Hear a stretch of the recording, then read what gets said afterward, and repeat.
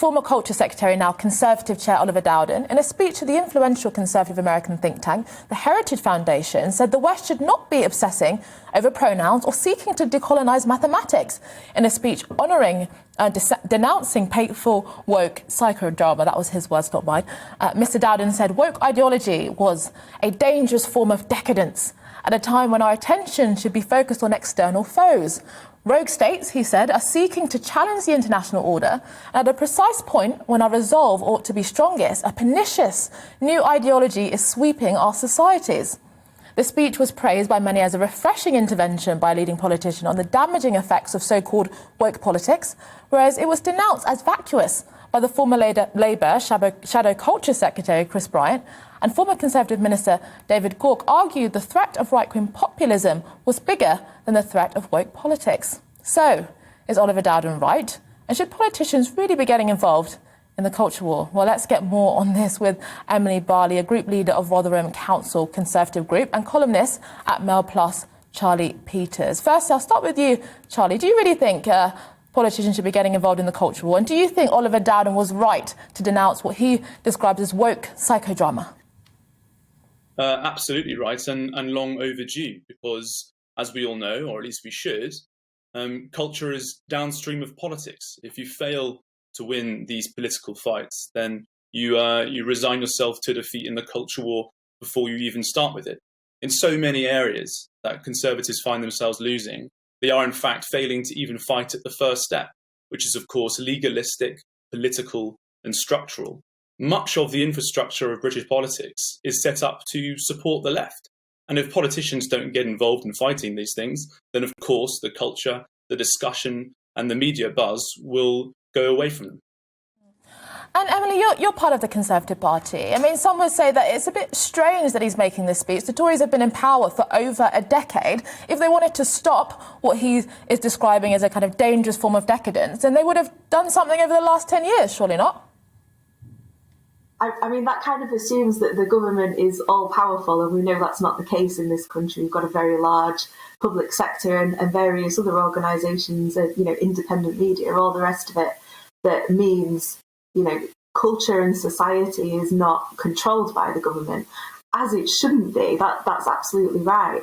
I agree with Charlie that we absolutely need politicians to intervene in this debate. Here in Rotherham, we've seen the consequences of allowing this kind of woke ideology to just run free.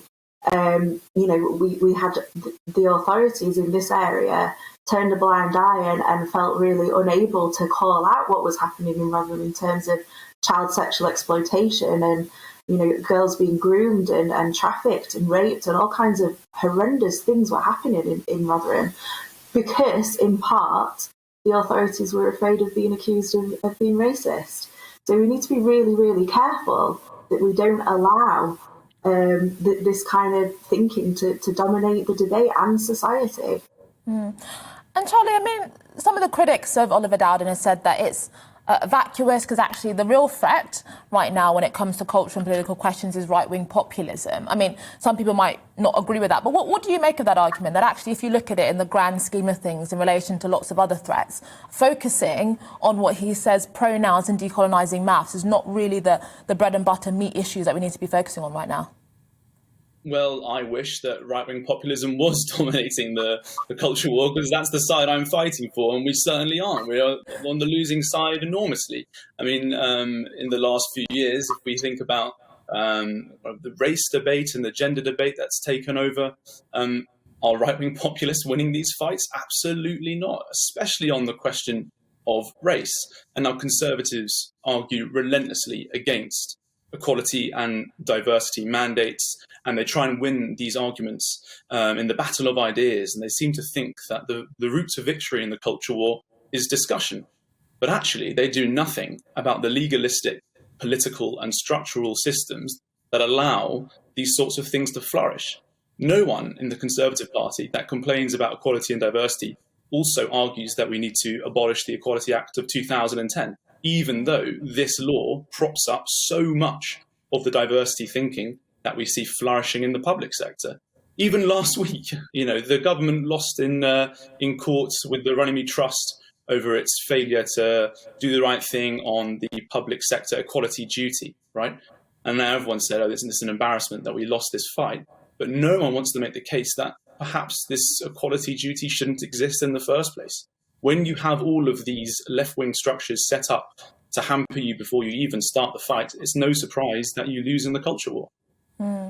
And finally, Emily, I mean, we've got a cost of living crisis right now, and you mentioned grooming gangs, which I think, you know, on GBNews that we've covered quite a lot, and we undoubtedly think it's a really important issue. But aren't there a kind of complex range of reasons involved in many of those issues? And when we focus on what some might say superficial issues like decolonising the curriculum pronouns, that's actually quite divisive in actually confronting head-on the issues that you talk about. Because Oliver Dowden didn't mention that issue. He talks about pronouns.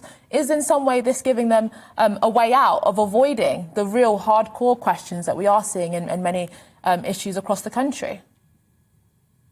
Yeah, I think that both sides of this debate often sidestep sort of the real issues, and they're kind of neglecting the bits that actually really matter, you know, where the harm is, where people are suffering. But both of those things, you know, the pronouns, all of this stuff, the conversation about the far right, all of this, it is, I think, quite extremist. Yeah. You know, and I think we need more common sense in the debate and more middle ground and more moderation. And that's the part that's really lacking. And if politicians avoid getting involved, then we don't have that moderation. So we're missing out on that. I am also concerned that on both sides that it is sometimes a bit of a distraction technique. You know, let's talk about the culture wars and avoid all of that other stuff.